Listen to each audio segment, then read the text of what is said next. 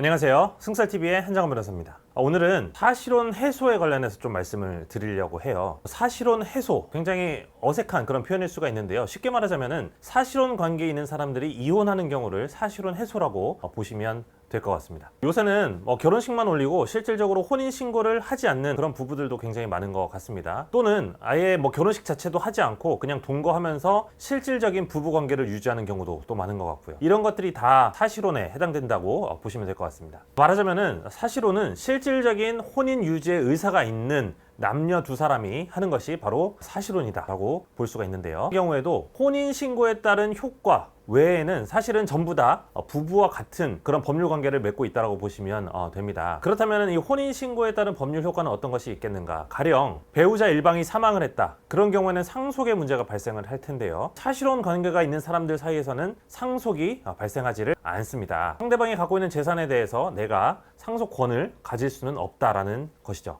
또 이혼과는 달리 사실혼 사건이 해소될 때 그것과 관련해서 법적 분쟁이 발생한다면 그때는 이혼 소송이 아니라 사실혼 부당 파기에 따른 어떤 소송들을 거쳐야 된다라는 점이 또 다른 그런 차이점이라고 볼 수가 있을 것 같습니다. 아까 말씀드린 대로 실질적으로 혼인 신고를 하지 않고 사는 그런 부부들이 많이 늘어나고 있는 추세인 것 같아요. 여기에는 여러 가지 이유들이 있는 것 같은데요. 가령 주택 취득이나 세금상의 어떤 불이익이 있어가지고 그런 부분들에 있어서 실리적으로 생각을 하시는 그런 분들도 계신 것 같고요. 또 관계적인 측면에서 법적으로 엮이지 않겠다는 그런 쌍방간의 의사의 합치가 있을 때도 혼인신고를 하지 않는 그런 때가 또 있는 것 같습니다. 그런데 이런 정책적인 또는 관계적인 측면에서 실리가 있다라고 생각을 해서 혼인신고를 하지 않고 부부관계를 유지하는 경우는 많지만 만일에 이것이 해소가 됐을 때 법적으로 재산 분할이라든지 아니면 사실혼 부당 파기에 따른 어떤 위자료라든지 이런 부분들에 대해서는 심각하게 고민하지 않고 또 그 관계를 유지해가는 그런 경우들이 또 많은 것 같아요. 그래서 오늘은 특히 이 사실혼 해소 관련해서 재산 분할 그리고 위자료 측면에서 중점적으로 좀 말씀을 드리려고 합니다. 먼저 위자료부터 좀 말씀을 드리려고 했는데요. 사실혼 관계에는 혼인신고를 전제로 한 어떤 그런 효과들 외에는 다른 효과들은 전부 다 인정이 되고 있습니다. 그래서 예를 들어서 사실혼 관계에 있는 배우자 중에 일방, 예를 들어 남편이 다른 여자와 바람을 폈다라고 하게 되면 이거는 법률혼 관계, 혼인신고를 한 부부와 관계와 마찬가지로 다른 배우자의 경우에는 상간소송이라든지 손해배상 청구 소송을 할 수가 있습니다. 말하자면 위자료가 인정이 된다라는 거예요. 그 외에 예를 들어 가정폭력이 있었다든지 상대방 배우자의 부모로부터 부당한 대우를 당한다든지 이런 경우에는 이런 것들이 다 위자료 산정의 어떤 기초가 돼서 결국에는 상대방에게 나의 정신상의 손해의 배상을 구할 수가 있다라는 겁니다.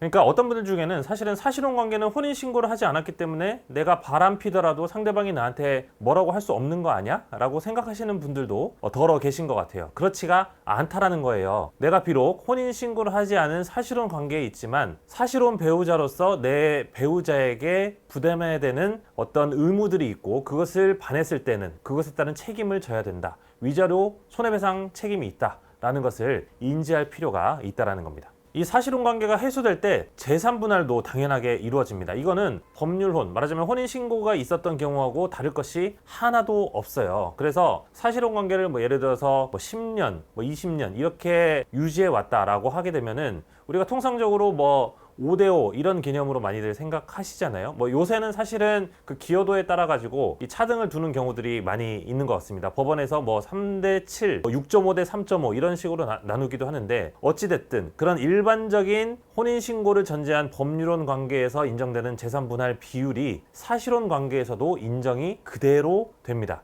그래서 같이 살다 보면 아무래도 여러 가지 그런 재산적인 것들이 섞이게 되잖아요. 예를 들어서 돈을 상대방에게 보내서 돈을 합쳐가지고 아파트를 산다든지 아니면 자동차를 샀다든지 집에 여러 가지 그런 집기들, 가전제품들 이런 것들을 샀다든지 하게 되면은 사실 어떻게 보면은 이게 누구 건지 불분명한 그런 경우들이 있단 말이에요. 그런 경우에는 결국에는 그런 것들을 다 몰아놓고 재산분할의 대상이 될 수가 있다라는 겁니다. 간혹 가다가는 이런 재산분할의 문제가 됐을 때 아예 사실혼 관계 자체를 부정하는 그런 분들도 계세요. 나는 사실혼 관계를 맺지가 않았다. 나는 이 사람과 부부가 아니다. 그러므로 내 명의로 되어 있는 이 재산의 경우에는 내 거다. 이런 것인데요. 이런 경우에는 결국에는 입증의 문제가 될 수밖에 없습니다. 가령 뭐 두 사람이 한 집에 주민등록을 했다든지 아니면 부부 공동생활을 전제로 한 뭐 금전적인 거래 내역이 있다든지 아파트 경우에는 뭐 입출차 내역이 어떻게 되어 있다든지 여러 가지 그런 부부로서만 할 수 있는 그런 행동들을 드러내는 그런 지표들을 법원에다가 제출하게 되면은 결국에는 이것이 사실혼 관계다 또는 아니다 이렇게 판단을 받고 그것이 인정된 때 비로소 이 재산들에 대해서 재산분할 청구를 할 수가 있다라는 것이죠. 네, 오늘은 사실혼 관계 해소와 관련해서 특히 재산분할 또 위자료와 관련해서 말씀을 드렸는데요. 이 사실혼 관계도 법적 관계라는 점을 여러분들 다 인지하실 필요가 있습니다. 그것에 따른 복잡한 그런 문제들이 발생할 수가 있으니까 관련해서 또 어려움을 겪고 계신 분들 계시면 연락 주시면 저희가 상세하게 설명드리도록